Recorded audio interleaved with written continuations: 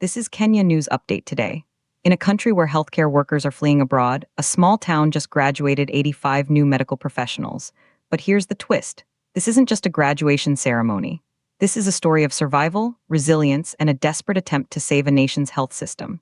Coming up, you'll meet the graduates who studied through a national crisis and discover why their success could be the blueprint for East Africa. Meet Dixon Payan Amana, a graduate in clinical medicine and public health. He studied for years while his country faced ongoing turmoil. On Friday, his life changed. He walked across a stage in Rumbek, South Sudan, not just for himself, but for thousands of patients who have no one to treat them. But here's what nobody's talking about. This institute has been quietly building an army of healthcare workers for years.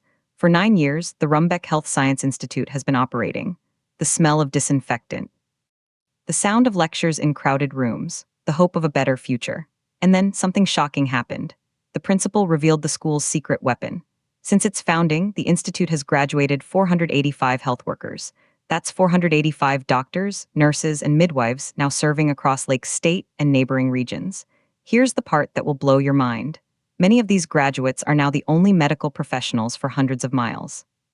Previously, patients were often transported on blankets or local structures. Now, with trained human resources, primary health care centers are finally getting staff. But here's the twist. Not everyone will work for the government. The principal encouraged graduates to open pharmacies or start small businesses. Use your skills to generate opportunities. This creates a seismic shift in how healthcare is delivered in crisis zones. Some say this is the future of African healthcare, locally trained, entrepreneurial, and resilient. Others worry about quality and oversight. But if these 85 graduates succeed, they could save countless lives in a region where medical help is a luxury.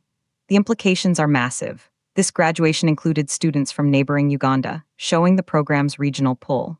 With support from UNFPA and CUAM International, this model could spread. The National Ministry of Health Director urged graduates to use digital resources to stay updated. We need to train and deploy more. But here's the controversial part. Should foreign aid focus on building institutions like this, or is it better to send doctors from abroad? The tension is real. Some say build local capacity. Others say it's too slow. But the 85 graduates in Rumbek have a different answer. They're already heading to county health departments, state ministries, and remote clinics. Their certificates are only meaningful if they apply their knowledge. A nurse must care for pregnant women properly. A lab worker must handle samples accurately. The stakes couldn't be higher. Do you think training local healthcare workers is the best solution for Africa's medical crisis? Or should the focus be on attracting doctors from overseas? Drop your take in the comments.